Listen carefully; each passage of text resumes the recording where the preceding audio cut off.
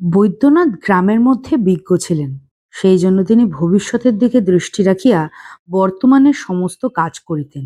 যখন বিবাহ করিলেন, তখন তিনি বর্তমান নববধূর অপেক্ষা ভাবী নবকুমারের মুখ স্পষ্টতর রূপে দেখিতে পাইয়াছিলেন। শুভ দৃষ্টির সময়ে এতটা দূরদৃষ্টি প্রায় দেখা যায় না। তিনি পাকা লোক ছিলেন, সেই জন্য প্রেমের চেয়ে পিণ্ডটাকেই অধিক বুঝিতেন এবং পুত্রার্থে ক্রিয়তে ভার্যা এই মর্মেই তিনি বিনোদিনীকে বিবাহ করিয়াছিলেন। কিন্তু এই সংসারে বিজ্ঞ লোকও ঠকে। যৌবনপ্রাপ্ত হইয়াও যখন বিনোদিনী তাহার সর্বপ্রধান কর্তব্যটি পালন করিল না, তখন পুণ্যাম নরকের দ্বার খোলা দেখিয়া বৈদ্যনাথ বড়ই চিন্তিত হইলেন।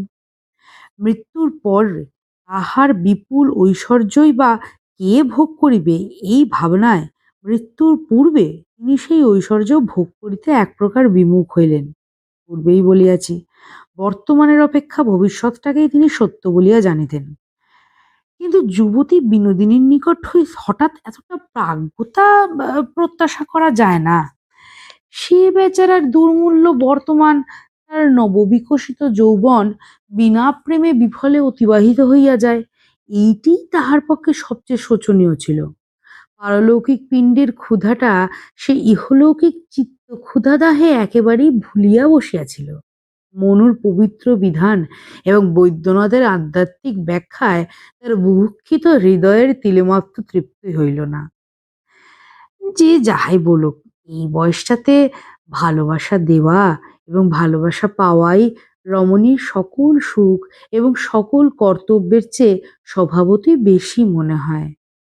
কিন্তু বিনোদার ভাগ্যে নবপ্রেমের বর্ষাবাড়ি সিঞ্চনের বদলে স্বামীর, পিশাশুড়ির এবং অন্যান্য গুরু ও গুরুতর লোকের সমুচ্চ আকাশ হইতে তর্জন গর্জনের শিলাবৃষ্টি ব্যবস্থা হইল। সকলেই তাহাকে বন্ধ্যা বলিয়া অপরাধী করিত।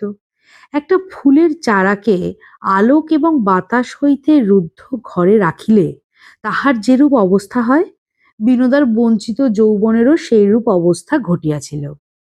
সদা সর্বদা এই সকল চাপা চুপি ও বকাবকির মধ্যে থাকিতে না পারিয়া যখন সে কুসুমের বাড়ি তাস খেলিতে যাইত, সেই সময়টা তাহার বড় ভালো লাগিত। সেখানে পুত নরকের ভীষণ ছায়া সর্বদা বর্তমান না থাকাতে হাসি ঠাট্টা গল্পের কোনো বাধা ছিল না। কুসুম যেদিন তাস খেলিবার সাথী না পাইত, সেদিন তাহার তরুণ দেবর নগেন্দ্রকে ধরিয়া আনিত। নগেন্দ্র বিনোদার আপত্তি হাসিয়া উড়াইয়া দিত। এই সংসারে এক হইতে আর হয়, আর খেলা ক্রমে সংকটে পরিণত হইতে পারে, সব গুরুতর কথা অল্প বয়সে হঠাৎ বিশ্বাস হয় না। এই সম্বন্ধে নগেন্দ্রেরও আপত্তি দৃঢ়তা কিছুমাত্র দেখা গেল না। এখন আর সে তাস খেলিবার জন্য অধিক পীড়াপিড়ির অপেক্ষা করিতে পারে না। এই রূপে বিনোদার সহিত নগেন্দ্রের প্রায়ই দেখা সাক্ষাৎ হইতে লাগিল। নগেন্দ্র যখন তাস খেলিতে বসিত, তখন তাসের অপেক্ষা সজীবতর পদার্থের প্রতি তার নয়ন মন পড়িয়া থাকাতে খেলায় প্রায়ই হারিতে লাগিল। পরাজয়ের প্রকৃত কারণ বুঝিতে কুসুম এবং বিনোদার কাহারও বাকি রহিল না। পূর্বেই বলিয়াছি, কর্মফলের গুরুত্ব বোঝা অল্প বয়সের কর্ম নহে। কুসুম মনে করিত, এই একটা বেশ মজা হইতেছে, এবং মজাটা ক্রমে 16 আনায় সম্পূর্ণ হইয়া উঠে, ইহাতে তাহার একটা আগ্রহ তো ছিলই। ভালোবাসার নবাঙ্কুরে গোপনে জলসিঞ্চন তরুণদের পক্ষে বড় কৌতুকের। বিনোদারও মন্দ লাগিল না। হৃদয় জয়ের সুতীক্ষ্ণ ক্ষমতাটা একজন পুরুষ মানুষের উপর শানিত করিবার ইচ্ছা অন্যায় হইতে পারে, কিন্তু নিতান্ত অস্বাভাবিক নহে। এই রূপে তাসের হার জিত ও ছক্কা পাঞ্জার পুনঃ পুনঃ আবর্তনের মধ্যে কোন এক সময়ে দুইটি খেলোয়াড়ের মনে মনে মিল হইয়া গেল, অন্তর্যামী ব্যতীত আর একজন খেলোয়াড় তাহা দেখিল এবং আমোদ বোধ করিল। একদিন দুপুর বেলায় বিনোদা, কুসুম ও নগেন্দ্র তাস খেলিতেছিল। কিছুক্ষণ পরে কুসুম তাহার রুগ্ন শিশুর কান্না শুনিয়া উঠিয়া গেল। নগেন্দ্র বিনোদার সহিত গল্প করিতে লাগিল, কিন্তু কি গল্প করিতেছিল তাহার নিজেই বুঝিতে পারিতেছিল না। রক্তস্রোত তার হৃৎপিণ্ড উদ্বেলিত করিয়া তাহার সর্বশরীরের শিরার মধ্যে তরঙ্গিত হইতেছিল। হঠাৎ একসময় তার উদ্দাম যৌবন বিনয়ের সমস্ত বাঁধ ভাঙিয়া ফেলিল। হঠাৎ বিনোদার হাত দুটি চাপিয়া ধরিয়া সবলে তাহাকে টানিয়া লইয়া চুম্বন করিল। বিনোদা নগেন্দ্র কর্তৃক এই অবমাননায় ক্রোধে, ক্ষোভে, লজ্জায় অধীর হইয়া নিজের হাত ছাড়াইবার জন্য টানাটানি করিতেছে। এমন সময় তাহাদের দৃষ্টিগোচর হইল ঘরে তৃতীয় ব্যক্তির আগমন হইয়াছে। নগেন্দ্র নতমুখে ঘর হইতে বাহির হইবার পথ অন্বেষণ করিতে লাগিল। পরিচারিকা গম্ভীর স্বরে কহিল, বউ ঠাকরুন, তোমাকে পিসিমা ডাকছেন। বিনোদা ছলছল চোখে নগেন্দ্রের প্রতি বিদ্যুৎ কটাক্ষ বর্ষণ করিয়া দাসীর সঙ্গে চলিয়া গেল। পরিচারিকা যেটুকু দেখিয়াছিল তাহাকে হ্রস্ব এবং যাহা না দেখিয়াছিল তাহাকেই সুদীর্ঘতর করিয়া বৈদ্যনাথের অন্তঃপুরে একটা ঝড় তুলিয়া দিল। বিনোদার কি দশা হইল সে কথা বর্ণনার অপেক্ষা কল্পনা সহজ। সে যে কতদূর নিরপরাধ তাহাকেও বুঝাইতে চেষ্টা করিল না, নতমুখে সমস্ত সহিয়া গেল।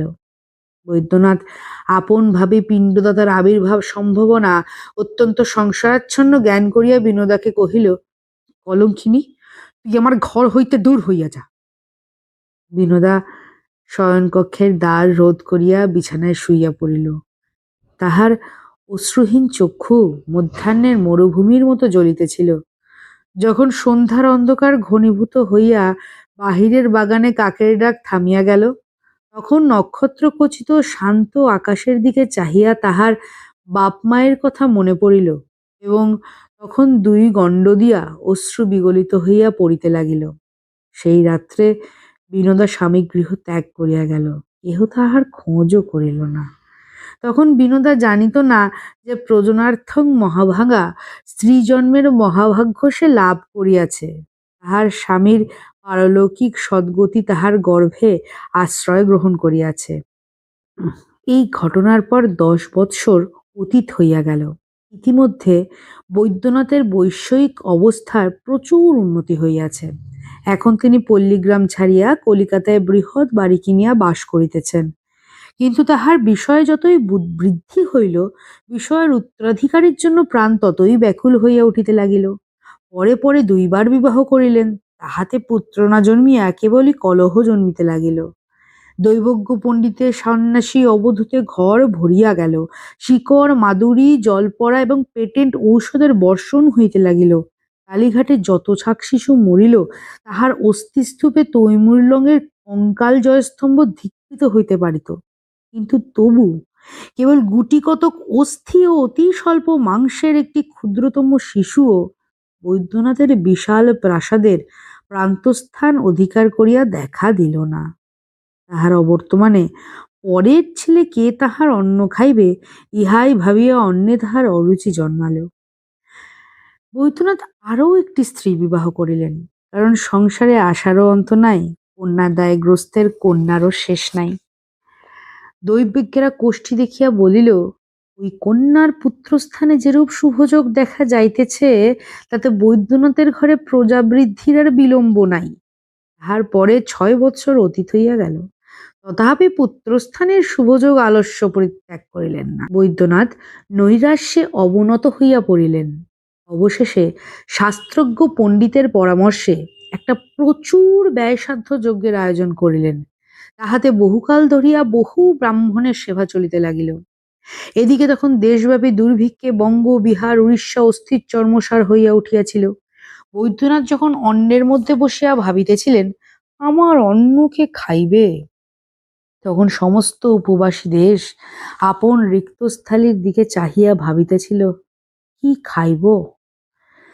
ঠিক সেই সময় 4 মাস কাল ধরিয়া বৈদ্যনাথের চতুর্থ সহধর্মিণী 100 ব্রাহ্মণের পাদদক পান করিতেছিল এবং 100 ব্রাহ্মণ প্রাতে প্রচুর অন্ন এবং সায়াহ্নে অপর্যাপ্ত পরিমাণে জলপান খাইয়া কুড়ি, সরা, ভাঁড় এবং দধিঘৃত লিপ্ত কলার পাতে মিউনিসিপ্যালিটির আবর্জনা শকট পরিপূর্ণ করিয়া তুলিতেছিল। অন্নের গন্ধে দুর্ভিক্ষকাতর বুভুক্ষগণ দলে দলে দ্বারে দ্বারে সমাগত হইতে লাগিল। তাহাদিগকে সর্বদা খেদাইয়া রাখিবার জন্য অতিরিক্ত দাঁড়ি নিযুক্ত হইল। একদিন প্রাতে বৈদ্যনাথের মার্বেল মণ্ডিত দালানে একটি স্থূলধর সন্ন্যাসী 2 সের মোহনভোগ এবং 1.5 সের দুগ্ধ সেবায় নিযুক্ত আছে। বৈদ্যনাথ গায়ে একখানি চাদর দিয়া জোর করে একান্ত বিনীতভাবে ভূতলে বসিয়া ভক্তি ভরে পবিত্র ভোজন ব্যাপার নিরীক্ষণ করিতেছিলেন। এমন সময় কোনো মতে দারিদ্রের দৃষ্টি এড়াইয়া জীর্ণদেহ বালক সহিত এক অতি শীর্ণকায়া রমণী গৃহে প্রবেশ করিয়া ক্ষীণ স্বরে কহিল, বাবু, দুটি খেতে দাও। বৈদ্যনাথ শশব্যস্ত হইয়া চিৎকার করিয়া উঠিলেন, গুরুদয়াল, এই গুরুদয়াল! গতিক মন্দ বুঝিয়া স্ত্রীলোকটি অতই করুণ স্বরে কহিল, ওগো, এই ছেলেটিকে দুটি খেতে দাও, আ- আমি কিছু চাই নে। গুরুদয়াল আসিয়া বালক ও তাহার মাতাকে তাড়াইয়া দিল। সেই ক্ষুধাতুর নিরন্ন বালকটি বৈদ্যনাথের একমাত্র পুত্র। 100 পরিপুষ্ট ব্রাহ্মণ এবং 3 জন বলিষ্ঠ সন্ন্যাসী বৈদ্যনাথকে পুত্রপ্রাপ্তির দুরাশায় প্রলুব্ধ করিয়া তাহার অন্ন খাইতে লাগিল।